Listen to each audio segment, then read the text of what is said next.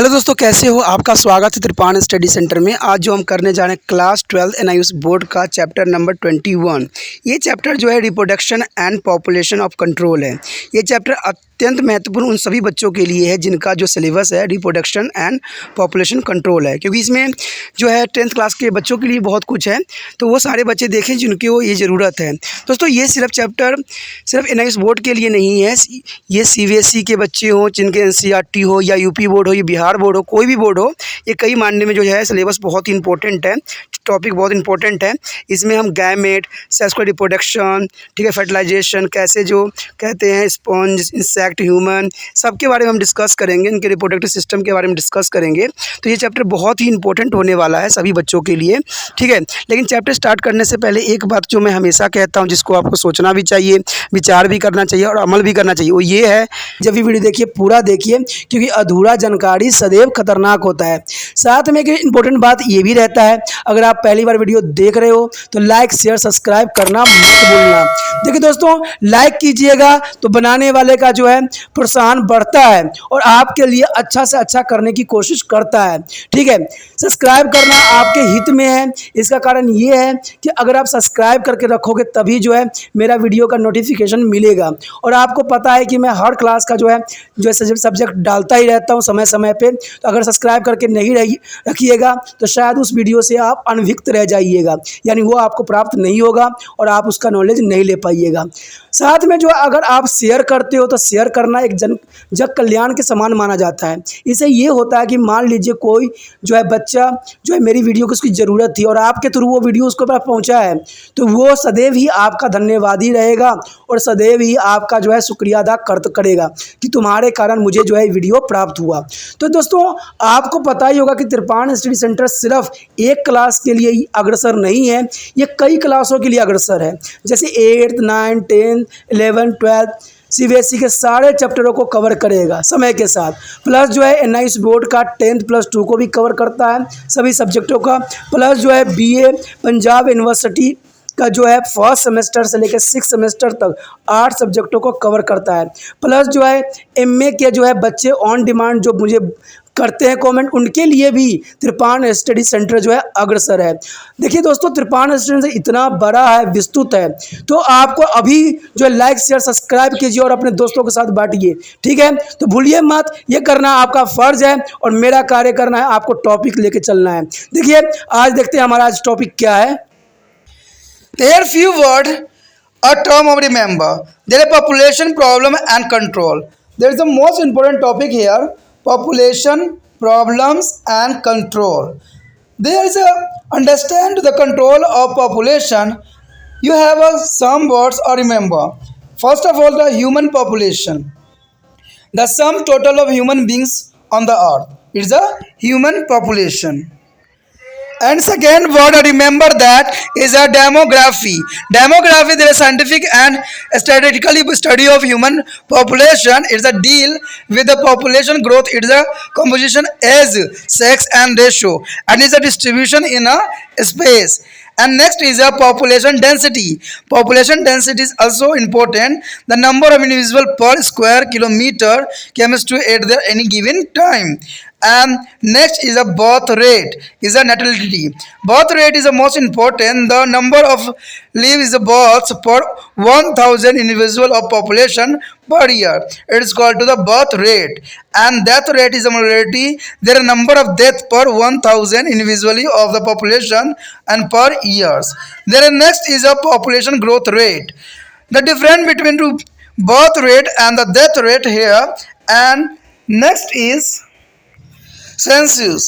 There is an official data of registered number of people in the selected area.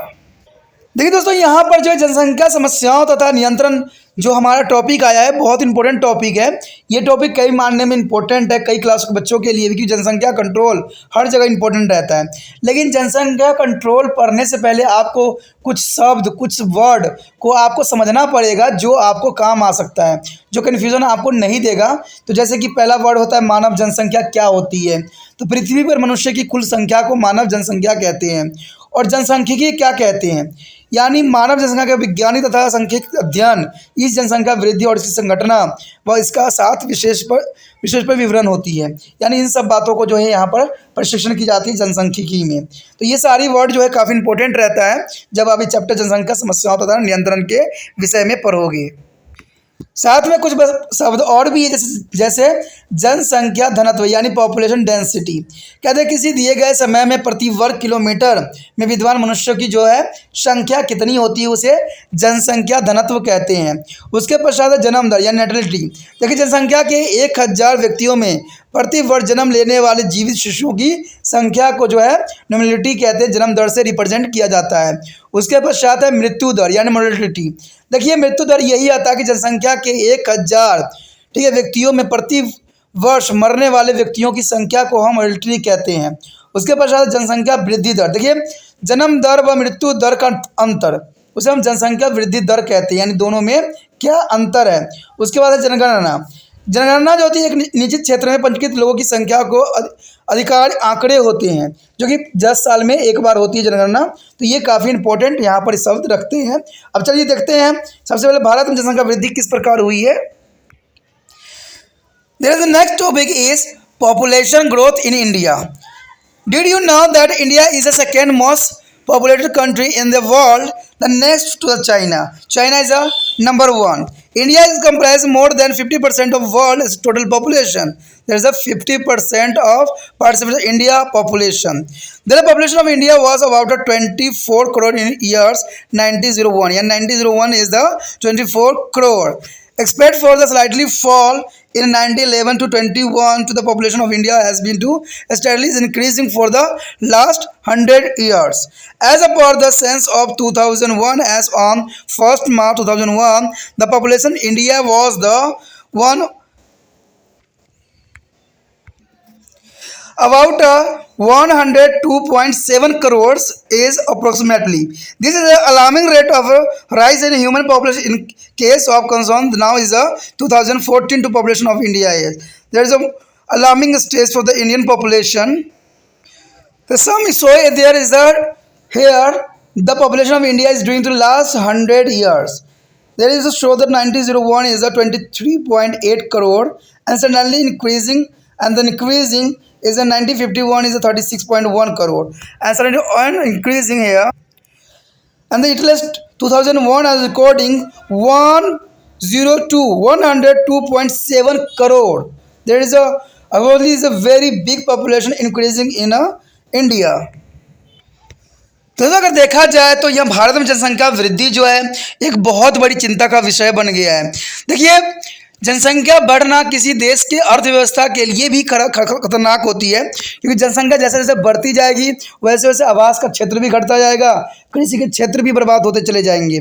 तो ये सारे चीज़ें जो है बहुत बड़ा विडंबना होती है। कहते हैं जनसंख्या नियंत्रण रखना कई मायने में इम्पोर्टेंट भी होता है और देश के लिए भी ज़रूरी होता है।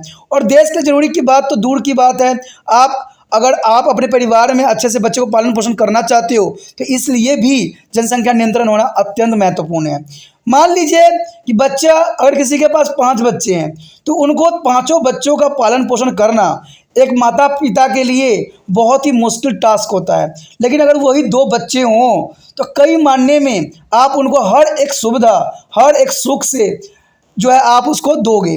तो ये चीज़ें बहुत काफ़ी इंपॉर्टेंट हो जाता है। देखिए जनसंख्या देश की जनसंख्या तो बाद में डिपेंड करेगी, पहले कहते हैं बच्चों का सही स्वस्थ होना चाहिए और जो है उनका सही मार्गदर्शन भी होना चाहिए। पहले के समय में लोग अधिक बच्चे जन्म इसलिए दिया करते थे क्योंकि उनको बचने का चांसेस बहुत कम होता था, क्योंकि वहाँ उस समय मेडिकल फैसिलिटी उपलब्ध नहीं थी। लेकिन आज के समय में इतने मेडिकल फैसिलिटी उत्पन्न हो गई है जो है किसी भी नवजात शिशु को बचाना बहुत ही आसान हो जाता है। ठीक है, कहते हैं आज के समय में अगर व्यक्ति किसी की मृत्यु हो रही है तो किसी कोई कारण यही होता है कि उनका खुद का ही कारण होता है। ठीक है, प्राकृतिक रूप से वो नहीं होते हैं। ठीक है, क्योंकि प्राकृतिक ऐसा कुछ भी रूल रेगुलेशन नहीं बना रखा है।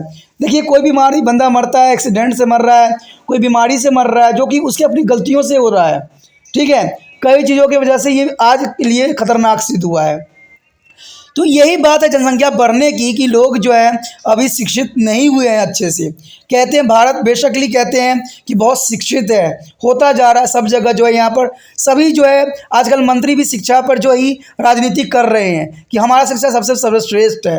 दोस्तों शिक्षा सर्वश्रेष्ठ तब होता है जब जो बच्चा पढ़ रहा है उसको समझदार हो जाए और समझ उसमें आ जाए, तब मतलब है कि समझा है।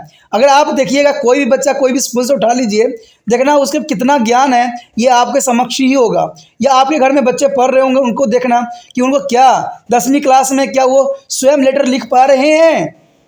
तो आप देखना कई बच्चे जो होंगे लेटर लिखने में सक्षम भी नहीं होंगे और वो 10th क्लास में होंगे। तो ऐसा पढ़ाई होने की क्या मतलब है। हम बच्चों को पढ़ाते हैं कि जो लड़का होना लड़की होना ये फादर पे डिपेंड करता है, लेकिन आगे चल के वही लड़का जो होता है अपनी पत्नी को मार रहा होता है, कहता है तेरे वजह से प्रॉब्लम आ रहा है, तेरे वजह से प्रॉब्लम है कि लड़का जन्म नहीं ले रहा है। तो ये सारी विडम्बना क्या है।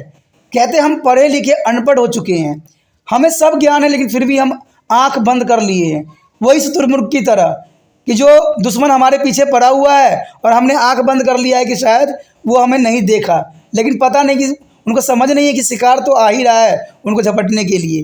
तो ये सारी चीज़ें बहुत काफ़ी इंपॉर्टेंट यहाँ पर बात रखता है जो ज़रूरी भी है। तो ये बात जो है जनसंख्या पे भी उठती है कि आप जानते हैं कि भारत संसार में चीन के बाद सर्वाधिक आबादी वाला दूसरा देश है। भारत की आबादी विश्व की आबादी का 15% है। वर्ष 1901 में यानी 1901 में भारत की आबादी लगभग 24 करोड़ थी और 1911 से लेकर 12 में जनसंख्या में थोड़ी कमी अवश्य हुई, लेकिन इसके अलावा भारत की आबादी पिछले 100 सालों में लगातार बढ़ती चली गई है। और कहते 2001 की जनगणना के अनुसार 1 मार्च 2001 में भारत की आबादी जो थी 102.7 करोड़ थी। कहते हैं मानव आबादी बढ़ने की स्वतंत्र करने दर चिंता का विषय बना हुआ है। अगर प्रेजेंट समय में देखा जाए तो 135 करोड़ से भी जनसंख्या ऊपर जा चुकी है। मनुष्य की जनसंख्या में जिस लबरबाद दर से वृद्धि हो रही है वो चिंता का विषय है। और आज 6 सितंबर 2014 में भारत की जनसंख्या जो थी वो 121.7 करोड़ तक पहुंच गई है, जो कि बहुत ही चिंता का विषय है। ये 2014 की बात है, लेकिन अगर 2022 की बात किया जाए तो आज 135 करोड़ से भी ऊपर जनसंख्या जा चुकी है, जो कि और भी चिंता का विषय बन गया है। अगर एनालाइज करके देखा जाए तो यहाँ कुछ जो है 100 वर्ष जनसंख्या आपके समक्ष प्रस्तुत है। अगर 2001 से लेके तो यहाँ 23.8 करोड़ थी, जो कि बहुत काफ़ी ठीक ठाक थी।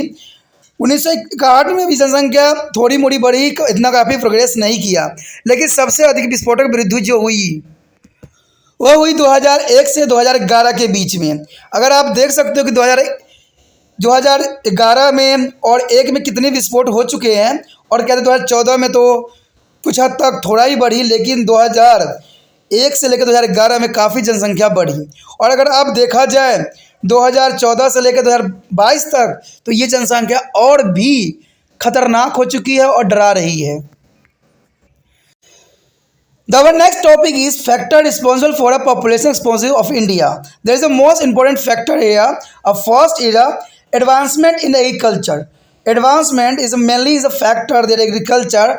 With the advancement in the agriculture sector, their ability of food has increasing and the leading less of starvation of malnutrition. And second is advancement in the medicine. There is a medicine advance. There with the advancement is a medicines as a very disease is can be controlled now.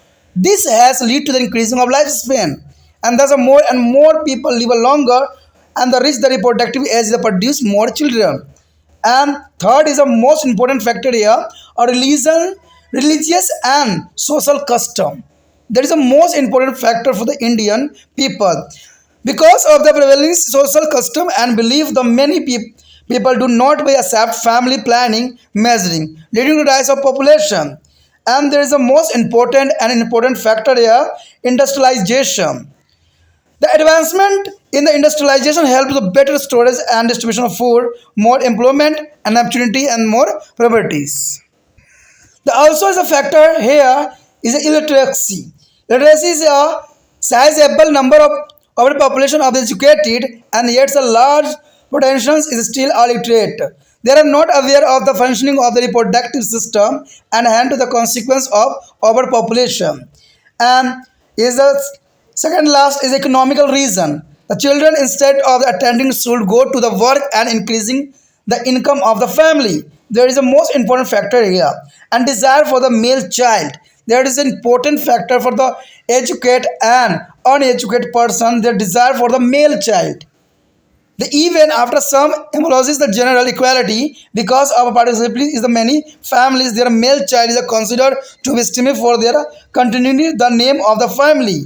The parents want to have at least one son, and in the process they give the birth to many children on some time. There is a most important factor for the Indian people, desire for the male child. दोस्तों यहाँ पर हमारे समक्ष जो है बहुत important topic आ गया है कि भारत में जनसंख्या विस्फोट के लिए उत्तरदायी कारण। कहते हैं कृषि में प्रगति।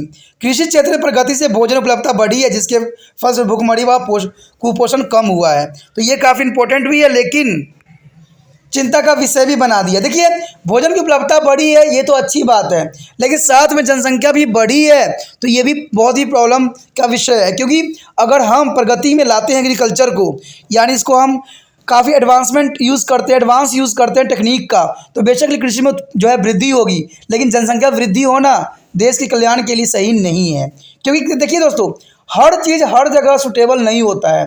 जैसे अगर आप मान लीजिए, अगर तिरपान सेंटर के साथ अगर बच्चों की जनसंख्या बढ़ती है, बच्चे सारे आ जाते हैं और उनको ज्ञान मिलता है, तो वो अच्छा है, क्योंकि ये ज्ञान की बात है। मैंने आपको कहता हूँ ना हमेशा कि बच्चों के पढ़ तो लेते हैं, लेकिन उनको ज्ञान नहीं होती है। ठीक है, सब एजुकेटेड हो जाते हैं, सब पढ़ लेते हैं, लेकिन मैंने कहा ना कि अगर उन बच्चों से अगर समझदारी की बात बताई जाए, कोई कंसेप्ट उनसे पूछा जाए, तो वो नहीं बता पाते हैं। इवन मैंने जो बच्चों को मैंने देखा है कि अच्छे स्कूल में पढ़ते हैं, फिर भी वो इंग्लिश में याद कर लेते हैं अच्छे से, लेकिन अगर आप उनसे मतलब पूछ लोगे कि इसका अर्थ क्या है, तो वो कहते हैं, अपना मुंह दिखाने लग जाते हैं कि मुझे पता ही नहीं क्या मतलब है। तो पढ़ाई का ये क्या मतलब है कि आप रट तो लेते हो, याद भी कर लेते हो, लेकिन टॉपिक आपको समझ नहीं है। कहते हैं उनका प्रोनाउंसिएशन भी अच्छा होता है। कुछ बच्चे ये भी कहते हैं भाई प्रोनाउंसिएशन घटिया है, बहुत ही बैड है, लेकिन आपको क्या पता कि आपने कॉन्सेप्ट समझा है कि कॉन्सेप्ट में है क्या, कॉन्सेप्ट में कहा क्या जा रहा है। यहाँ पर प्रोनाउंसिएशन की सवाल नहीं उठती, सवाल उठता है कि आपको समझ में आया कि नहीं टॉपिक। प्रोनाउंसिएशन तो मुझसे अच्छा आप कर लेते हो। कहते हैं ना, अगर आप ज़िंदगी के सही एक्सपीरियंस लोगे ना, तो हर एक व्यक्ति जो है इन चीज़ों से परेशान है। ठीक है, तभी तिरपान स्टडी सेंटर जो है एक ही कार्य कर रहा है कि उन बच्चों तक वीडियो पहुंचाने में आपको हेल्प की ज़रूरत महसूस हो रहा है, क्योंकि आप ही वो जरिया हो जिसके जरिए बच्चे तक पहुंचेगा, और बच्चा जो है पूरे जो है टॉपिक को अच्छे से समझ के, हर एक गहराई को समझ के एक अच्छा डॉक्टर बन सकता है, एक लैब टेक्नीशियन बन सकता है, एक अच्छा नर्स बन सकता है। और ये नर्स और ये डॉक्टर सब बनेंगे ना, तो 100% देखना उनको ओवरऑल हर चीज़ का नॉलेज होगा। आज कहीं भी जाइएगा, पहले के समय आप देखिए, पहले के समय में क्या होता था, नाड़ी परीक्षण होता था, नब्स देखते थे, नब्स से ही डॉक्टर को सब कुछ पता लग जाता था कि इसमें कौन सा विकार है, कौन सा बीमारी है, इसका जो है इसका पित्त दोष है या बात पीत है या अग्नि दोष है, क्या दोष है, सब पता लग जाता था। आप लोग शिक्षित रहो और अच्छे से पढ़ाई करो, जो एक सुचारू और जो सुलझा हुआ एक डॉक्टर बनो और सुलझा हुआ एक इंसान भी बनो। तो इसके लिए आपको पढ़ाई ज़रूरी है, और इसलिए जो है इसको व्हाट्सएप स्टेटस पे भी लगाना ज़रूरी है। अगर आप व्हाट्सएप स्टेटस पे लगाते हो, तो हो सकता है कि कोई बच्चा मेडिकल का हो और उसको ये टॉपिक अच्छे से समझ में आ जाए, और वो इसको एक्सप्लेन करने में भी, अगर वो हिंदी में भी समझ लेता है, तो वो अच्छे से इंग्लिश में भी और अच्छे प्रोनाउंसिएशन के साथ भी समझा दे। तो ये तब होगा जब इसको आप व्हाट्सएप स्टेटस पे लगाओगे। चलिए, कहते हैं ये बात तो कुछ मन की भी थी और कुछ कहते हैं दिल की भी थी। इसको बात आपके साथ जाहिर करना, क्योंकि आप ही तो अपने हो, इसलिए मैं आपसे जाहिर किया हूँ। कहते हैं आगे हमारा जो है इसमें चिकित्सा के क्षेत्र में प्रगति। कहते हैं चिकित्सा के क्षेत्र में प्रगति जो है आए दिन होती चली जा रही है, क्योंकि चिकित्सा जो है आपको पता है कि हर जगह नए नए एम्स बन रहे हैं, नए नए टेक्नोलॉजी के सिस्टम बन रहे हैं। चिकित्सा क्षेत्र में प्रगति के परिणाम स्वरूप विभिन्न रोग व नियंत्रण किए जा रहे हैं, जिसमें जीवन की अवधि बढ़ती चली जा रही है। इस प्रकार अधिकतर लोग अधिक उम्र तक जीवित रहते हैं। ठीक है, जननात्मक जो है उम्र प्राप्त करते हैं, उनके बच्चे पैदा करते हैं। तो ये भी बहुत काफ़ी इंपॉर्टेंट है। चलिए, अच्छा है, चिकित्सा की सुविधा है, इससे किसी को प्रॉब्लम नहीं आएगी, लेकिन इससे जो है जनसंख्या को भी नियंत्रण करना अत्यंत महत्वपूर्ण है। कहते हैं सबसे बड़ा कारण इंडिया में बनता है, तो वो बनता है धार्मिक तथा सामाजिक प्रथाएं। ठीक है। सामाजिक प्रथाएं और धार्मिक जो है प्रथाएं, वो दोनों चीज़ें जो बहुत ही जो है खतरनाक फैक्टर है। कहते हैं व्याप्त सामाजिक प्रथाओं और विश्वासों के कारण लोग परिवार के नियोजन के तरीके स्वीकार नहीं कर रहे हैं और इससे वादी वृद्धि होती चली जा रही है। ठीक है।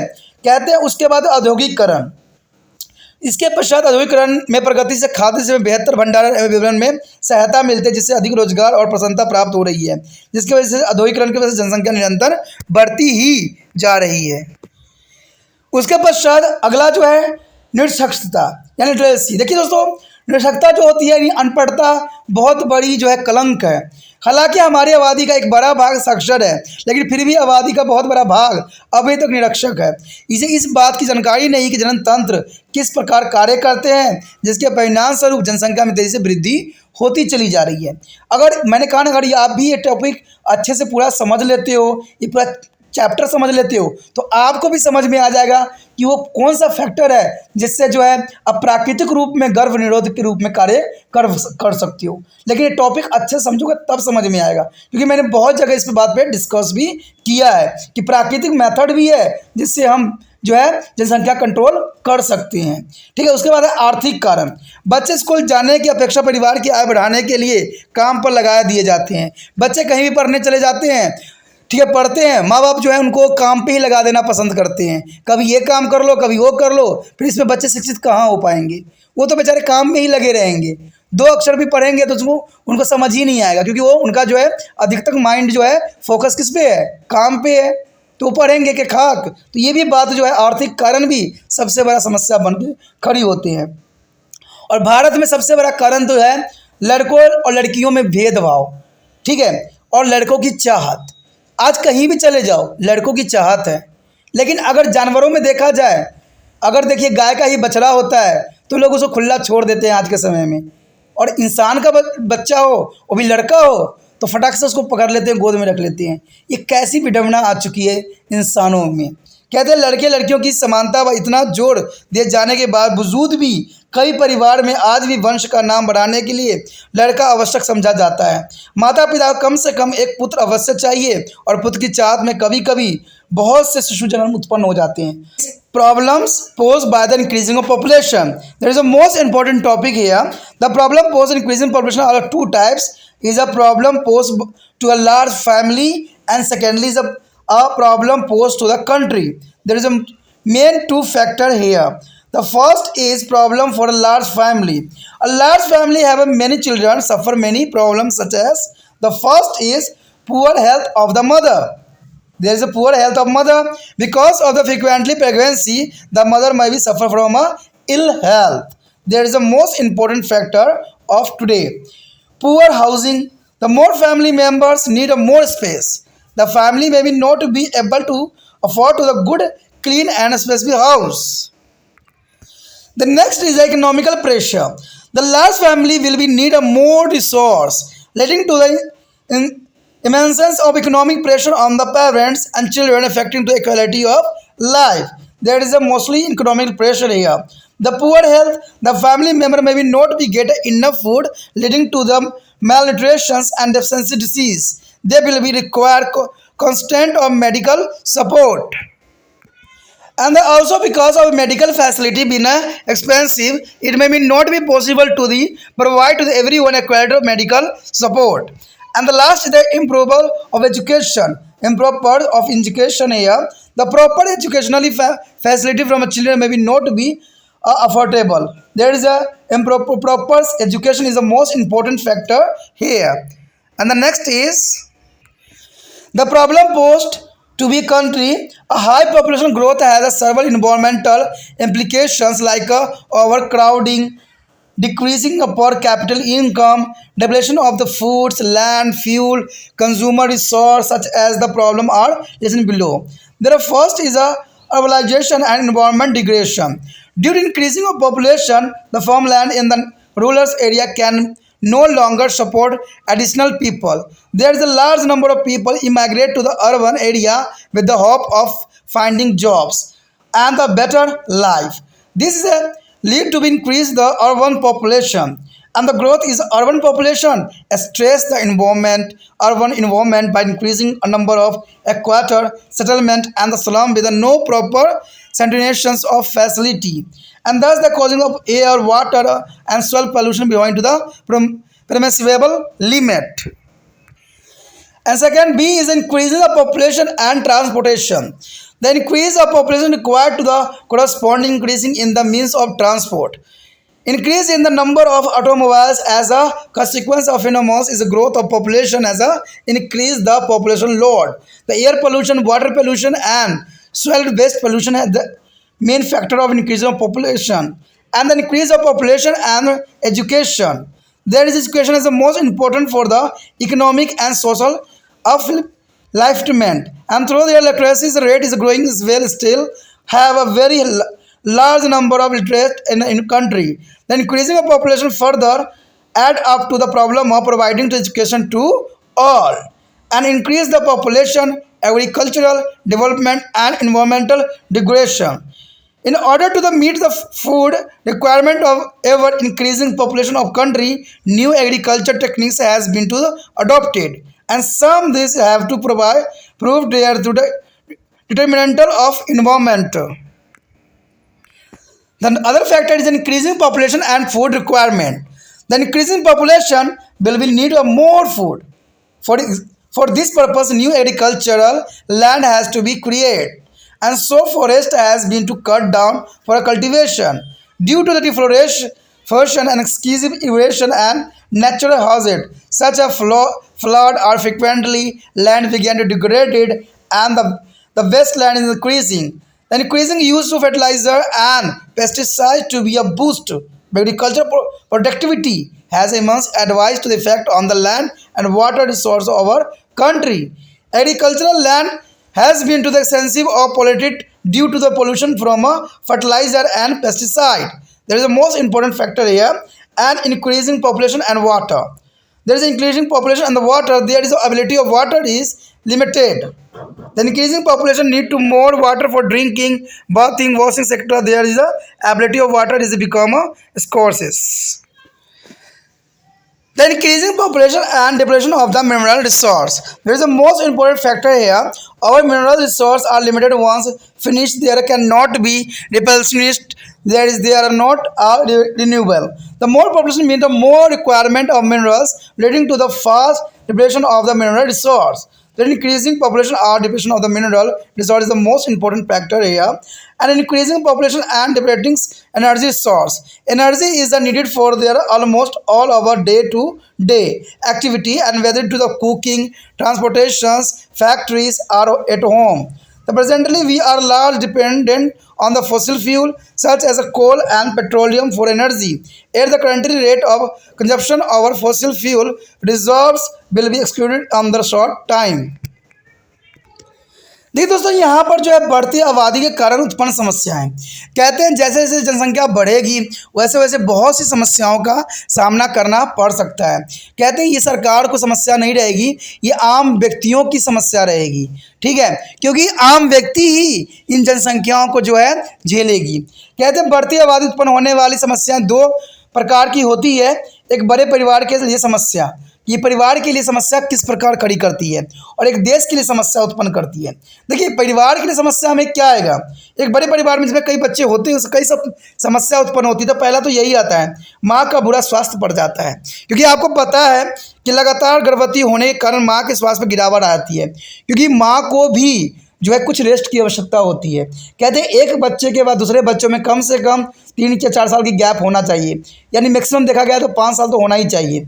लेकिन जो है माँ कंटिन्यू बच्चों को बर्थ देती रहती है, तो उसके शरीर को भी आप समझ सकते हो क्या हाल होता होगा, क्योंकि आपने सब कुछ चैप्टर में पढ़ा है कि बच्चे जो है प्लेजेंटा के थ्रू, ठीक है, माँ का जो है ब्लड को से ही बच्चे का निर्माण होता है। तो समझ सकते हो कि माँ की क्या दशा होगी और माँ की क्या हाल होगी। कहते हैं गर्भ के दौरान तो माँ को एक भोजन भी पेट में सुचारू रूप से पचता नहीं है, और बच्चों को जो है ब्लड की आवश्यकता होती है। तो माँ का हेल्थ पे क्या प्रभाव पड़ेगा, शायद आपसे अच्छा इसको कोई और समझ नहीं सकता। दूसरी बात अगर देखा जाए तो आता है अपर्याप्त आवास। कहते हैं परिवार में अधिक सदस्य के लिए अधिक स्थान की आवश्यकता होती है। परिवार एक अच्छा स्वच्छ और विस्तृत घर की व्यवस्था कर पाने में असमर्थ रहता है। आपने देखा ही होगा कि आज के जो है भागम भाग दौर में शहरी जीवन में एक ही घर में कई व्यक्ति रहते हैं, तो इससे भी कई तरह की बीमारियां भी फैलती है, प्लस कई तरह की प्रॉब्लमों का भी सामना करना पड़ रहा है। कारण क्या होता है कि माँ बाप दो होते हैं, माता और पिता होते हैं, और उनके कई संतान होते हैं। तो ये सारे चीज़ों की जो है समस्या आज के समय में एक गंभीर रूप धारण कर रहा है। ठीक है, उसके बाद पश्चात है आर्थिक दबाव। बड़े परिवार के लिए अधिक साधनों की आवश्यकता होगी, जिससे माता पिता और बच्चे पर बहुत अधिक आर्थिक दबाव पड़ेगा, जिससे जीवन की गुणवत्ता प्रभावित होगी।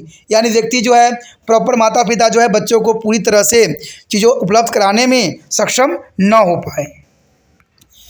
उसके पश्चात है खराब स्वास्थ्य। देखिए, परिवारिक सदस्यों के पर्याप्त भोजन नहीं प्राप्त हो सकता है, जिसके परिणाम स्वरूप कुपोषण, अपूर्णता के कारण रोग उत्पन्न हो सकते हैं। क्योंकि आपको पता है कि व्यक्ति को जो है कई तरह के प्रोटीन और विटामिन की आवश्यकता होती है बॉडी को। ठीक है, ये मैक्रो और जो है मैक्रो फॉर्म में प्रेजेंट होते हैं, यानी ये वृत्त और सूक्ष्म रूप में इंसानों की आवश्यकता होती है। अगर ये पोषक तत्व सुचारू रूप से अगर बॉडी को ना मिले तो कई तरह की बीमारियों का जो है बच्चे शिकार हो जाते हैं। ठीक है, और इससे जो उनका मानसिक और स्वास्थ्य कई चीज़ों से जो है प्रभावित होगा, जिसकी वजह से जो है कहते हैं इससे जो होगा वो बुरे रास्तों पे भी जा सकते हैं, गलत काम भी करने लग जाएंगे, तो कई तरह की समस्या जो है उत्पन्न हो सकती है। तो इसके लिए जो है कहते हैं इसके लिए उनके निरंतर चिकित्सकीय सहायता की आवश्यकता होगी, और जिसका जो आपको पता है कि चिकित्सा सुविधा खर्चीला होता है, सस्ता तो होता नहीं है। तो प्रत्येक के लिए चिकित्सक की सहायता दे पाना शायद सरकार के लिए भी संभव नहीं रहे, और माता पिता के लिए भी ये सक्षम न हो पाए।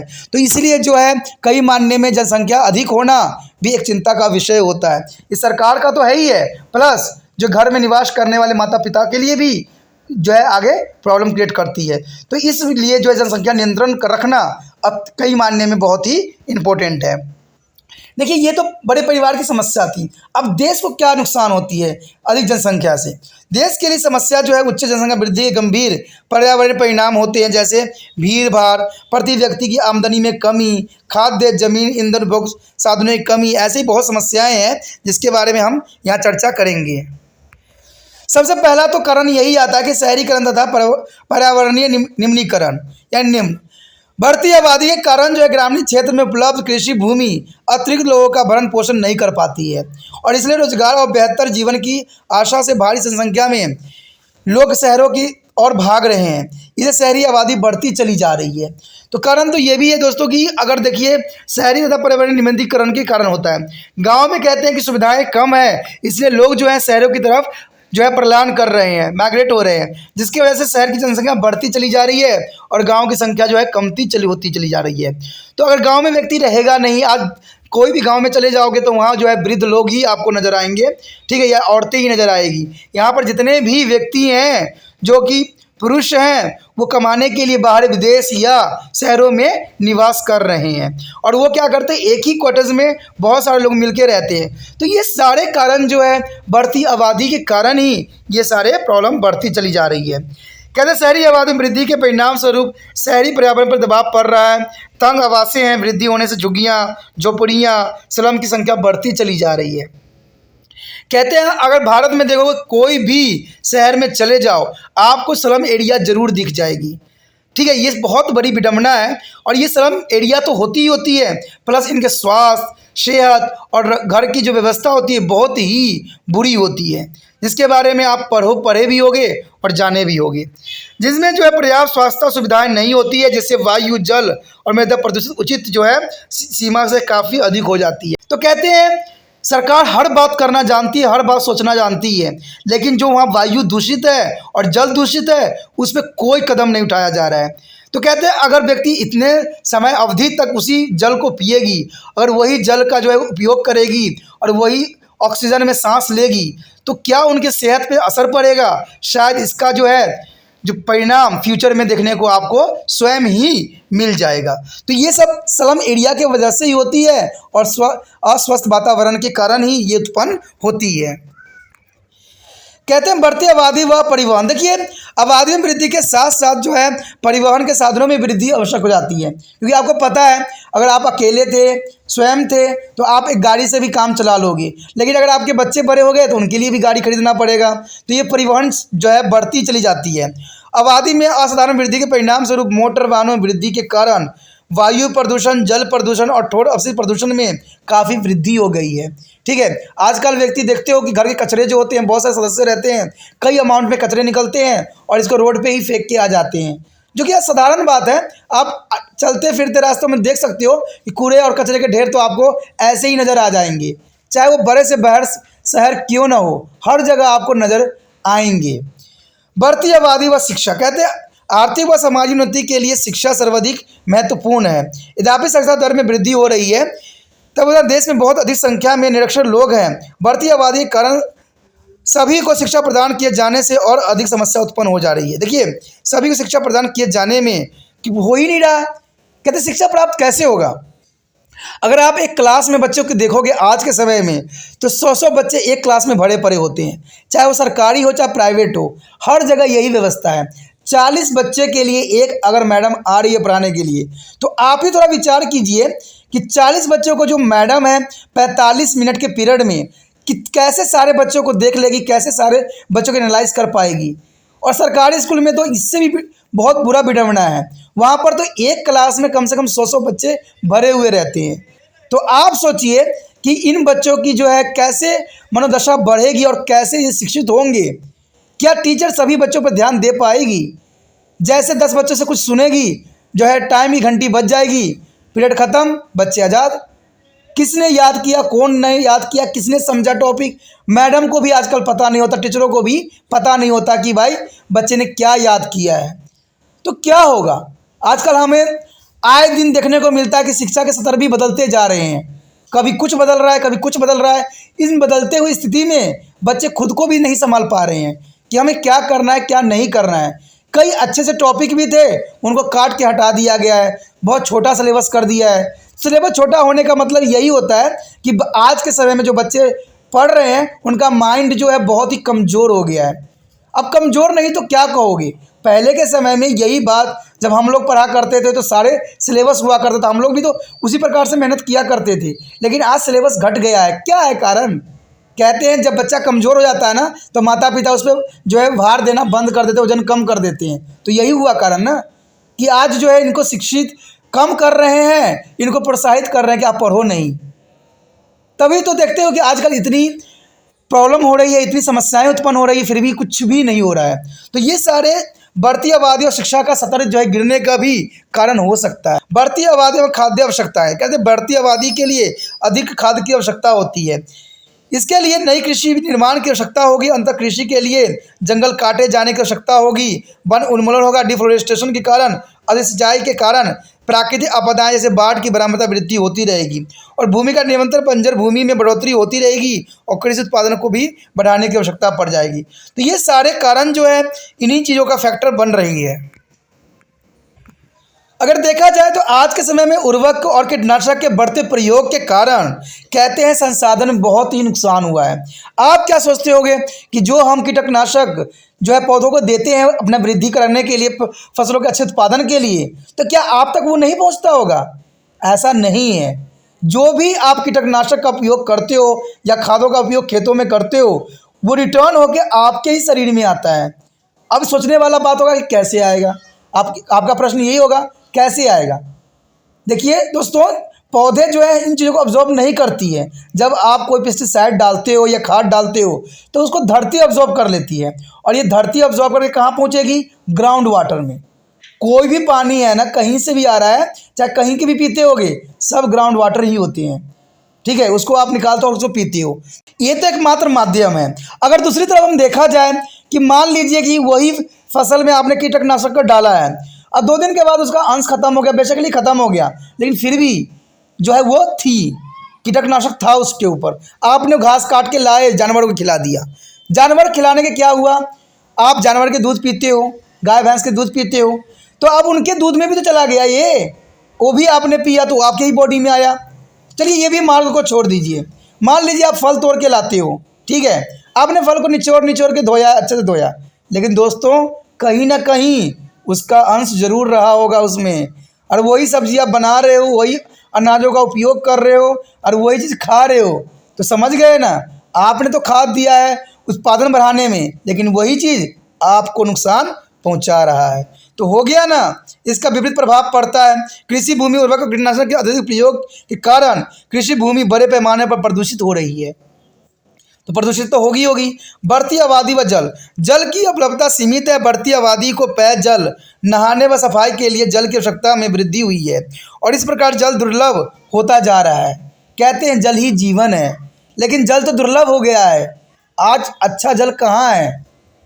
कहते हैं आज देखोगे तो मंत्रियों के शब्दों में, ठीक है, इतने ही जल की बातें होती है कि लगता है कि ये तो प्योर जल दे देंगे। आए दिन आते हैं, नए नए भाषण दे देते हैं, हम तो यहाँ वाटर की लगवाएंगे, वो करेंगे। लेकिन देखा जाए तो यहाँ व्यक्ति जो है टाइफाइड से ही ग्रसित रहता है या तरह तरह के डेंगू मलेरिया यही सब चीज़ें ग्रसित होता है। हर जगह यहाँ गड्ढे हैं, हर जगह पानी भरे हुए हैं, पर गंभीरता से लेने का समय है। और सरकार को सबसे अच्छा चाहिए कि जनता के लिए बने हैं, जनता के लिए ही कार्य करने की आवश्यकता है। ठीक है, कहते हैं हम दूसरे देशों की तरफ उंगली नहीं उठा सकते, पहले हमें अपने घर में देखना पड़ेगा कि हमारा जो है देश कैसे चल रही है। तो ये सारे बढ़ते हुए जनसंख्या का जो है कारण हो रहा है। बढ़ती आबादी और खनिज भंडारों का घटने जाना, कहते हैं हमारे खनिज भंडार सीमित है, एक बार समाप्त होने के बाद वो पुनः नवीनीकरण नहीं हो पाता है और न पुण्य आपूर्ति नहीं किया जा सकता है। अधिक आबादी का अर्थ जो है खनिजों की अधिक आवश्यकता और परिणाम स्वरूप खनिज संसाधन तेजी से हर्ष होना संभव है। देखिए आने वाला समय में आपको देखने को मिल ही जाएगा कि पेट्रोल डीजल खत्म हो जाएंगे, क्योंकि इतनी गाड़ियां चल रही है, इतनी चल रही है, एक कदम भी अगर आप रुक गए ना तो न जाने 50 गाड़ी पास आउट हो जाती है। तो समझ सकते हो कि इतना पेट्रोल कहाँ से आएगा, क्योंकि ये तो असीमित है। आपने पढ़ा है ना कि इसको बनने में लाखों करोड़ों साल लगे हैं। ठीक है, जो जीवाश्म जो जीवित थे, जो कि जीवित जीव जंतु थे, वो मर गए थे और उनका अपघटन हो गया, तब जाके जीवाश्म ईंधन का निर्माण हुआ और इसके बनने में लाखों समय लग जाता है, चाहे वो कोयला हो चाहे पेट्रोलियम हो। तो हम तो धनाधुर इसको इस्तेमाल किए जा रहे हैं। तो आने वाला समय में पेट्रोल डीजल का तो नाम लिया जाएगा सिर्फ। ठीक है, और जैसे नोटबंदी हो के जो पुराने पैसे आप घर में एक शोभा की वस्तु भी लगा देते हो ना, वैसे ही पेट्रोल डीजल घर में रखो कि भाई ये पुराने समय का जो है अमूल्य वस्तु है। तो होने वाला ऐसे ही होगा, इसमें कोई बुराई नहीं है। The next topic is population control and family planning. It is a very necessary for control our growing population. It is necessary to educate to the people to accept a small family. Norms are the create awareness about the population expansions and its impact on the family, society, and the nation. The government has a take maybe measuring or providing to family planning guidelines and support, and the family welfare measured. There are the various ways of the preventing of fertilizations and the has to be check the increasing of population. Some of these are discussed here.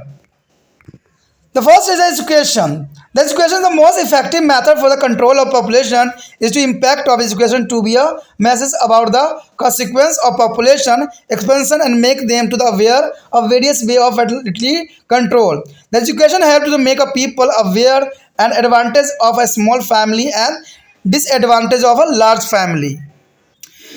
Our next topic is prevention method of population control and family planning. There are following are some method of birth control. The first is Ramtham method. The period is a maturation cycle before a ovulation phase. The interphase shape period. As a no egg is available for the fertilization by the sperm, this method, however, to not be reasonable. And the use of condom in a male and the diaphragms in a female prevent the sperm from the meeting the ovulated eggs. And third is the anticoagulation device, such as a copper T are inserted in the female body so that implantation is not be possible.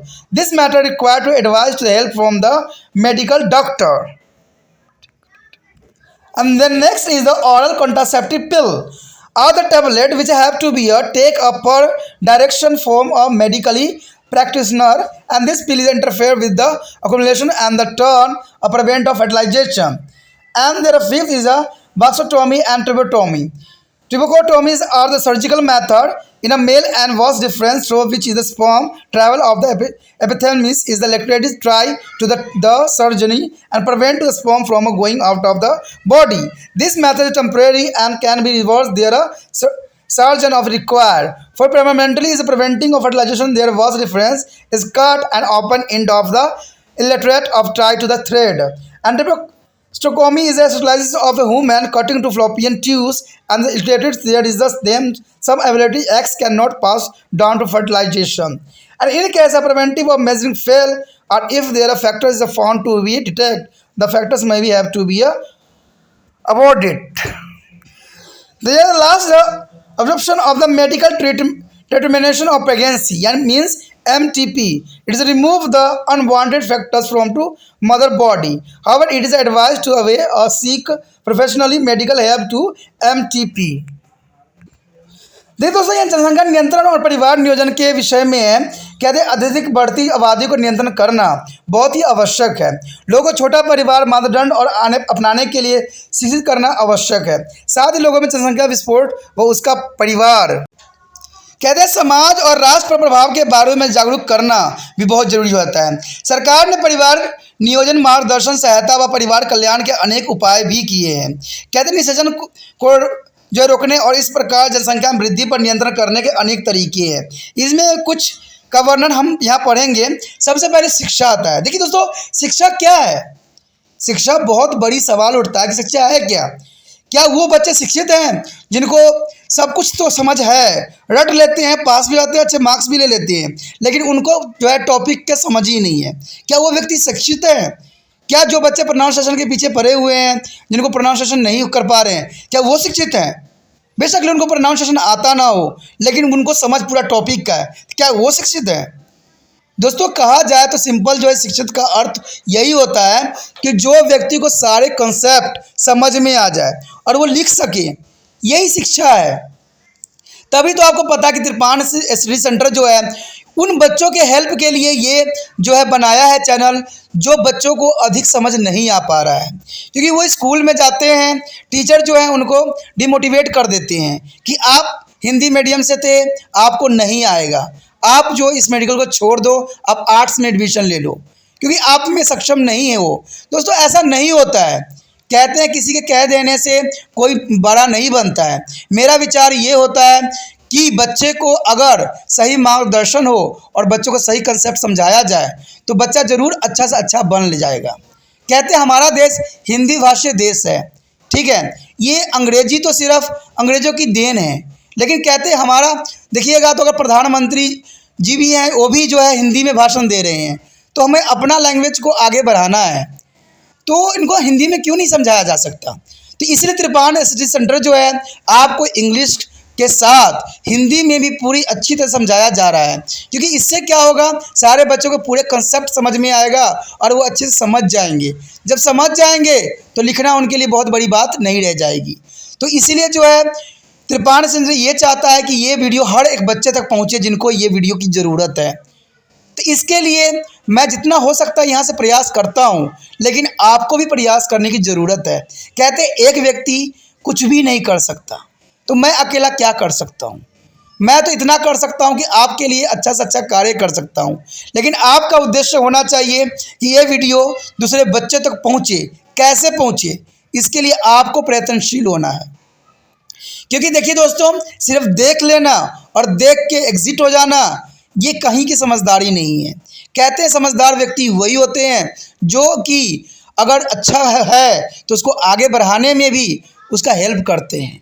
क्योंकि मैं आपको इसलिए बार बार कहता रहता हूँ क्योंकि मुझे उन बच्चों तक भी पहुँचना है जिनको इस वीडियो की ज़रूरत है और वो जानना चाहते हैं, समझना चाहते हैं टॉपिक को। तो दोस्तों, सोचना नहीं है, विचार नहीं करना है। आप शिक्षित हो, समझदार हो और त्रिपाण स्टडी सेंटर के साथ जुड़े हुए हो, तो अभी वीडियो ख़त्म करो और ख़त्म हो जाने के पश्चात जो है आप इसके जो लिंक को कॉपी कीजिए और व्हाट्सएप स्टेटस पे लगा दीजिए। व्हाट्सएप स्टेटस पे लगाने से ये होता है कि एक माध्यम है आगे इस वीडियो को पहुंचाने का, जहां पर जो है दूसरे बच्चे लाभान्वित हो सके। ठीक है, आपका व्हाट्सएप स्टेटस कम से कम 100 व्यक्तियों के पास होगा और 100 में से मुझे पता है कि कोई ना कोई एक होगा जो मेडिकल स्ट्रीम लेके पढ़ रहा होगा और शायद वो वीडियो उसके लिए फ़ायदेमंद हो जाए। और उन माता पिता से भी रिक्वेस्ट है, अगर उन पर भी ये व्हाट्सएप स्टेटस पे जाता है, अगर उनको भी लगता है कि उनके बच्चे के लिए फ़ायदेमंद है, तो वो भी बच्चों को सजेस्ट करें कि ये वीडियो देखो, इसमें काफ़ी समझ में आएगा। क्योंकि तभी देखिए पढ़ाई लिखाई सिर्फ बच्चा नहीं करता है, माता पिता भी करते हैं। ठीक है, जो टीचर पढ़ाता है वो भी बार बार उसी कॉन्सेप्ट को पढ़ता है, समझाता है। तो सोचना नहीं है, विचार नहीं करना है, व्हाट्सएप स्टेटस पे लगाना है और आगे बढ़ना है। देखिए शिक्षा इसी को कहते हैं। शिक्षा का अर्थ यही होता है दोस्तों कि जनसंख्या नियंत्रण की सर्वाधिक प्रभावशाली विधि लोगों को जनसंख्या विस्फोट के परिणाम व जन क्षमता नियंत्रण के अनेकों तरीकों के बारे में जागरूक बनाना है। कहते हैं जागरूक लोग ही देश की भविष्य बन सकते हैं। शिक्षा लोगों के छोटे परिवार के फायदे और बड़े परिवार की हानियों के बारे में जागरूक बनाने में सहायता भी करते हैं। तो ये काफ़ी इंपॉर्टेंट है कि शिक्षित व्यक्ति ही आगे जो है देश के कल्याण के लिए जो है इंपॉर्टेंट सिद्ध हो सकते हैं। कहते हैं जनसंख्या नियंत्रण की जो निरोधक विधियाँ और परिवार नियोजन क्या है। देखिए ये बात काफ़ी इंपॉर्टेंट आ जाता है यहाँ पर। देखिए दोस्तों यहाँ पर जनसंख्या नियंत्रण के तरीके हैं जिसके बारे में आप जानना भी चाहोगे और समझोगे भी। सबसे पहले आवर्ती विधि है। आवर्त विधि में क्या होता है, अंतररज्जु श्वेत चक्र में अंडाशय अवस्था से पूर्व की अवधि को सुरक्षित अवधि कहते हैं, क्योंकि शुक्राणु द्वारा निषेचन के लिए कोई अंड उपस्थित नहीं रहता है और तब तक ये विधि विस्मरणीय नहीं है। देखिए दोस्तों ये विधि जो होती है ये समझदारी वाला विधि होती है। इसमें आपको पता है कि 1 से 14 दिन तक जो होता है अंडा जो है ओवरी से बाहर नहीं आता है। तो ये समय जो होता है मिथुन के लिए बहुत ही उपयुक्त समय माना जाता है। ठीक है, तो इस समय जो है आवर्तित विधि भी कहा जाता है उसको, और ये जो होता है काफ़ी सेफली भी माना गया है। उसके बाद नर पुरुष द्वारा निरोध व स्त्री द्वारा डायफॉर्म का उपयोग करना। देखो तो ये जो है शुक्राणु व अंडाणुओं को मिलने से रोकने का कार्य करती है, जिसमें आपको पता है कंडोम का भी इस्तेमाल किया जा सकता है और डायफॉर्म का भी उपयोग किया जा सकता है। अंततः अगला जो हमारा है अंधता गर्भशाही उपकरण। कहते हैं जैसे कॉपर टी स्त्रियों की योनि में प्रविष्ट कराया जाता है। कॉपर टी जो होता है स्त्रियों की योनि में जो है प्रविष्ट करा दिया जाता है, जिसके कारण आरोपण संभव नहीं हो पाता, यानी एक जो होता है आगे नहीं जा पाता है। इस विधि के लिए चिकित्सक की सलाह व सहायता की आवश्यकता होती है। ठीक है, तो इसमें बहुत काफ़ी जो है प्रॉब्लम भी रह जाती है। कहते खाई जाने वाली गोलियाँ, कहते हैं अगर मिथुन हुआ है तो उसके पश्चात जो है उनको मेडिसिन दी जाती है खाई गोलियां के रूप में, जिसको हम जो है पिल के नाम से भी जानते हैं। ये गोलियां एक चिकित्सक के निर्देश के अनुसार ली जानी चाहिए, नहीं तो इसका साइड इफेक्ट भी बहुत रहती है। ठीक है, ये अंडाशय में व्यापार व्यवधान पैदा करती है और निषेचन को रोक देती है, निषेचन होने नहीं देती है। तो ये कहते हैं कभी भी मेडिसिन जो होती है सही तरकीब नहीं होती है, लेकिन इमरजेंसी में इस मेडिसिन का उपयोग किया जा सकता है, वो भी डॉक्टरी सलाह से। उसके पश्चात है वैक्सोटोमी और ट्यूबोटोमी। देखिए दोस्तों ये जो होती है उनको बताया जाता है, उनके कहा जाता है जिनके परिवार कंप्लीट हो जाते हैं, जिनके बच्चे कंप्लीट हो जाते हैं, क्योंकि ये अंतिम मेथड होता है जहाँ के बाद आप कोई भी स्त्री या पुरुष अपने जो है फादर और माँ बनने की क्षमता खो देती हैं। ये शल्य विधियाँ हैं। पुरुषों में शुक्रवाहिका जिनके होकर शुक्राणु अधिवेशन में बाहर आते हैं एक शल्य चिकित्सक द्वारा बांध दी जाती है, यानी जो वसा डिफरेंस होते हैं उसको काट के बांध दिया जाता है ताकि शुक्राणु शरीर से बाहर न निकल सके। यह विधि अस्थायी होती है और आवश्यकता पड़ने पर शल्य चिकित्सक द्वारा ही अपरिवर्तित किया जा सकता है। निषेचन को स्थायी रूप देने के लिए जो है शुक्रवाहिकाओं को काट दिया जाता है और खुले सिरों को धागे से बांध दिया जाता है। ठीक है, ट्यूबोस्टोमी में जो है महिलाओं के बंधीकरण अंडवाहिकाओं को काट कर बांध दिया जाता है, जिसको फ्लोपियन ट्यूब कहते हैं, उसको काट के बांध दिया जाता है, जिससे क्या होता है निषेचन के लिए अंडा निमुक्त नहीं हो पाते हैं और निषेचन भी नहीं होता है। तो इस कंडीशन को जो है अंतिम कंडीशन माना जाता है, जिसके पश्चात जो है स्त्री या पुरुष जो है बच्चे जन्म देने में सक्षम नहीं रह पाते हैं। यदि रोकथाम की विधियां असफल हो गई है तो भ्रूण में कोई दोष पाया जाता है तो उसको गर्भपात भी कराया जा सकता है। उसके पश्चात है गर्भपात या गर्भ समाप्त का चिकित्सकीय समापन, यानी मेडिकली ट्रीटमेंट ऑफ प्रेगनेंसी। कहते हैं एमटीपी कहते हैं। एमटीपी यह मनचाहे गर्भ को सिर्फ शरीर से बाहर निकालने की विधि है, या इसको अबॉर्शन भी कह सकते हो। तब इसके लिए कुशल चिकित्सक की सलाह ली जानी चाहिए, जो कि बहुत इंपॉर्टेंट होता है। इसमें औरतों को कई तरह की जो है समस्याओं का सामना भी करना पड़ जा सकता है।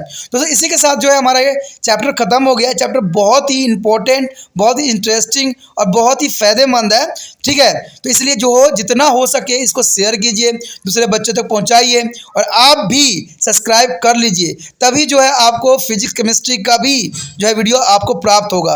अगर सब्सक्राइब करके नहीं रखोगे तो शायद आप उन वीडियो से अनभिज्ञ हो जाओगे, क्योंकि जब भी आप रिसर्च करोगे कोई भी टॉपिक ये चैनल नहीं आता है। ठीक है, दूसरे चैनल आएंगे क्योंकि उनके पास बहुत टेक्नोलॉजी है, बहुत साधन है, इसलिए वो जो होते हैं वो जो है यूट्यूब पे अपना चैनल को सबसे आगे कर लेते हैं। ठीक है, तो जब भी अगर नाम भी लिखोगे त्रिपाणी सेंटर भी लिखोगे तभी दूसरे व्यक्ति के वीडियो ही नज़र आती है। ठीक है, ये जो बहुत नीचे आएंगे तो इसलिए कहता हूँ सब्सक्राइब करके रख लीजिए, जिससे कि आपको वीडियो प्राप्त होगी। मुझे इससे कोई फ़र्क नहीं पड़ता है कि रिसर्च करते हो तो किसी और की वीडियो आती है, किसी और के देखते हो। मेरा सिर्फ एक ही उद्देश्य है कि आपको कहीं से भी ज्ञान प्राप्त हो, सही ज्ञान प्राप्त